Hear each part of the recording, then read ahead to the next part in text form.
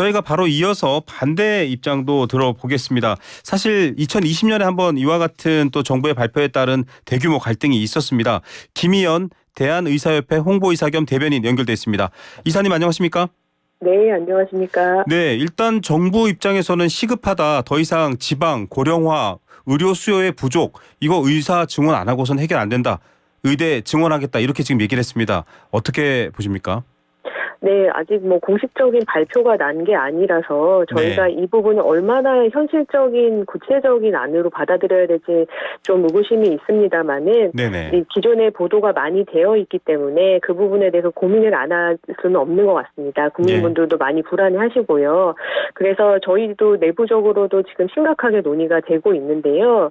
일단 이제 정부가 말하고 있는 지금 한국 의료의 문제점들은 기존의 10년 이상 의료계에서도 계속 문제가 될 거다, 이미 문제가 되고 있다라고 경고를 해왔던, 알람을 울려왔던 내용들입니다. 그런 필수 의료 부족이나 응급실 뺑뺑이에 해당하는 국민분들이 내가 적시에 적절한 의사를 만나지 못할까 봐 두려워하시는 부분을 의사들도 굉장히 공포스러워 하거든요. 그런 부분과 관련해서 죄송합니다. 네. 그 관련해서 조금 연결 상황이 고르지 못하는데요. 정부와 의료계 사실 이미 알고 있는 문제예요. 그런데 이제 정부가 이젠 해결하겠다 이렇게 나선 거고 의료계에서도 사실 대안을 논의하고 계셨다 이 말인데요. 네. 그래서 그 부분과 관련해서 이제 현안 협의체를 구성해서 논의를 하자고 코로나가 안정화되는 시점부터 계속 논의를 해온 부분이 이제 의료계에서 먼저 제안을 드린 내용입니다. 그래서 그 부분부터 해결을 빨리 하지 않으면 이제 수년 내에 그 부분이 완전히 붕괴가 된다고 하면은 국민분들이 위험에 처하시게 되는 거잖아요. 그런데 의료계에서는 이 부분의 해법이 단순히 양적으로 의사수를 늘리는 것으로 동화적으로 해결될 것이다라고 전혀 보고 있지 않습니다. 왜냐하면 생각해 보시면 우리 강남에 가시면 성형외과, 피부과 굉장히 많잖아요. 거기에 의사 선생님들이 모든 기관마다 각자 다 일을 하고 계십니다. 굉장히 많으세요. 그래서 아마 국민분들이 이런 미용에 종사하시는 의사분들이 적다고 느끼시지는 않을 것 같아요. 그런데 우리가 걱정하는 부분은 흉부외과 의사 선생님이 점점 없어지는 부분, 외과 선생님이 없어지는 부분, 소아과 선생님이 없어지는 부분, 이런 부분들이잖아요. 이런 부분들은 사실은 국민분들이 생명이 오갈 수 있는 위험한 처지에 갈 수 있는 그런 위험 사인이 맞습니다. 그런데 이 부족이라는 것은 결국은 양적인 부족이라기보다는 의사 분배의 문제, 의사가 어떤 장소에 있느냐, 어떤 전공을 하는 의사가 많으냐의 배분의 문제라고 보셔야 되거든요. 그래서 이것은 질적인 문제입니다. 즉 우리가 다른 미용이나 이런 서비스가 발달한 부분에 비급여 영역의 의사가 많아지는 것과 그다음에 급여와 필수 영역의 의사가 적어지는 부분은 질적인 차이라고 봐야 된다는 겁니다. 자, 앞서 저희가 얘기했습니다만 지금 의료 공급 체계를 개선해서 꼭 필요한 생명과 관련된 의사가 취약 시간대까지도 환자를 만날 수 있는 시스템을 개선하자는 얘기는 같은 것 같은데요. 앞서 저희가 김윤 교수 얘기 들었을 때는 그러기 위한 절대적 의사 수가 부족하다라는 인식이시고요. 또 피부 성형외과 그렇게 많이 가지는 않는다 사실상 이런 얘기신데 어떻게 보십니까?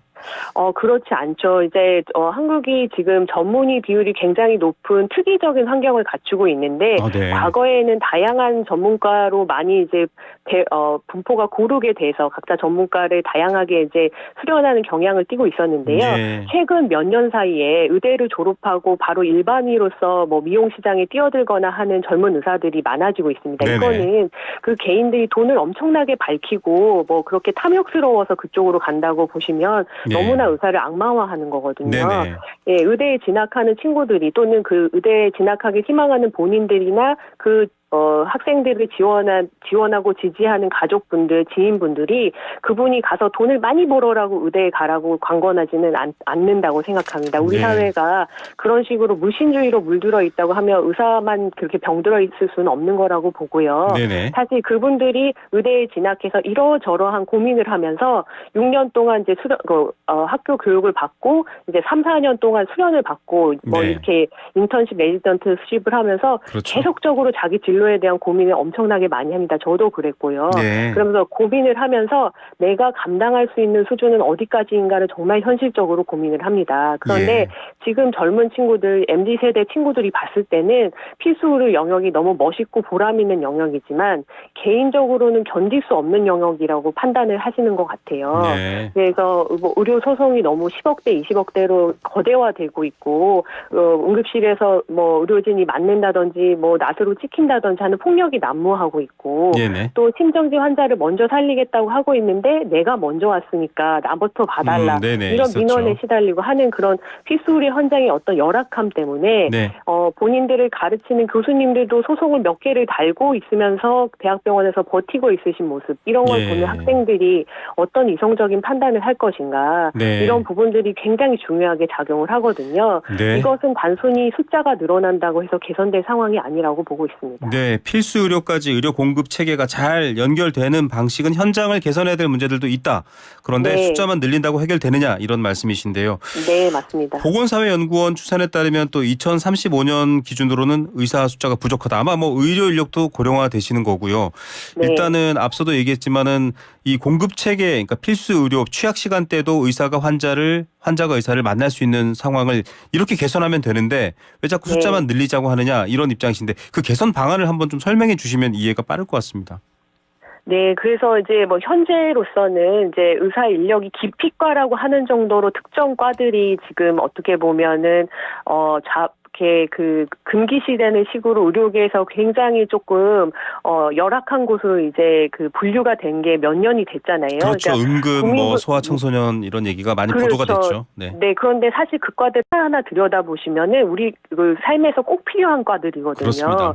네, 그래서 그 과들을 살리기 위한 그 총력을 다해야 될 때가 지금이라고 지금 조금이라도 빨리 시작해야 된다고 저희가 네. 이제 현안 협의차를 제안을 하면서 말씀을 네네. 드린 거고 정부에서도 그 점을 잘 인식하고 계시고 파악하고 계신다고 생각을 합니다. 예. 그런데 저희가 의료 자원이라는 거는 한계가 있잖아요. 저희가 네네. 화수분으로부터 막 의료를 공급해드릴 수 있으면 한정돼 좋겠지만은 있으니까요. 네. 예, 한정된 예산 내에서 국민분들한테 그 최선의 의료를 제공해야 되는 그런 제안을 강력하게 지금 닫힌 지갑을 가지고 있는 거거든요. 네. 그래서 그 부분 내에서 저희가 최대한 효율적으로 우선순위를 정해서 어떤 재원이 들어가고 사회적 자원이 투여된다고 한다면은 그 필수 의료 현장에서 그 현장을 정상화할 만한 그러니까 네. 그런 사법적인 위험이라든지 아니면 기관을 운영하기가 힘들 정도의 장기적 적자를 발생시키는 그런 저수가라든지 그런 부분들은 정말 OECD 수준에 맞게 저희가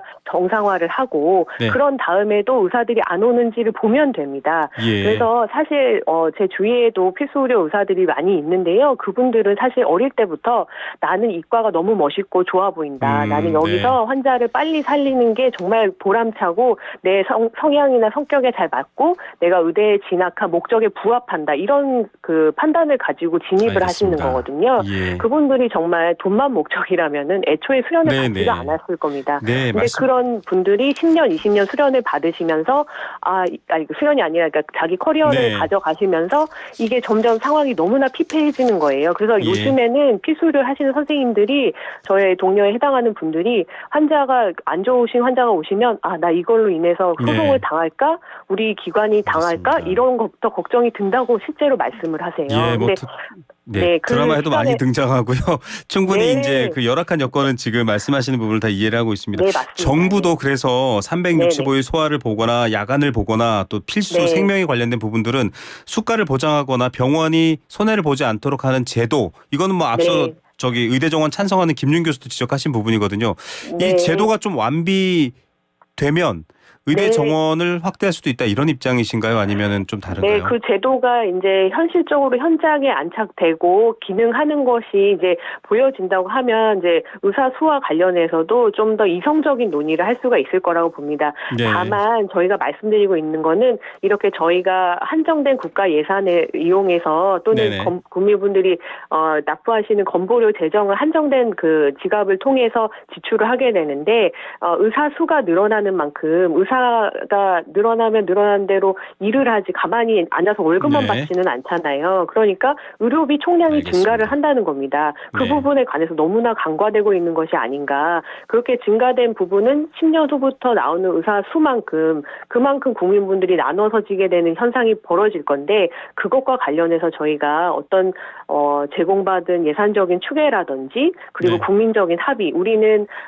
초고령 사회가 되니까 의료 비용이 이만큼 폭증할 거다. 그렇기 때문에 의사를 늘리는 것이 정당화될 수도 있겠죠. 그렇지만 의사를 늘려서 대응을 하니까 의료비가 총량이 또 증가해서 알겠습니다. 부담이 되거든요. 예. 그래서 그렇게 늘렸다가 다시 줄인 국가가 일본과 같은 국가들이 있습니다. 예. 그래서 그런 부분들은 저희가 현장에서 알겠습니다. 그러한 통계나 근거 자료를 가지고 논의를 하면서 진행할 수 있는 부분인데 네. 현재로서는 의대 정원이 마치 굉장히 알겠습니다. 정치적인 네. 그런 이슈처럼 띄워져서 네네. 이 의사 수가 늘어나면 모든 의료 문제가 해결될처럼 환상적인 기대를 품게 알겠습니다. 만드는 것 같아요. 네. 그래서 네, 그렇지 않다는 점을 말씀드리고 싶습니다. 예, 알겠습니다. 좀 더 네. 대화하고 멈춰서 일단 대화부터 시작하자, 다시 논의하자 이런 입장이신 것 같고요. 끝으로 네. 짧게 지금 19일 윤석열 대통령이 직접 발표한다라는 보도가 있긴 합니다.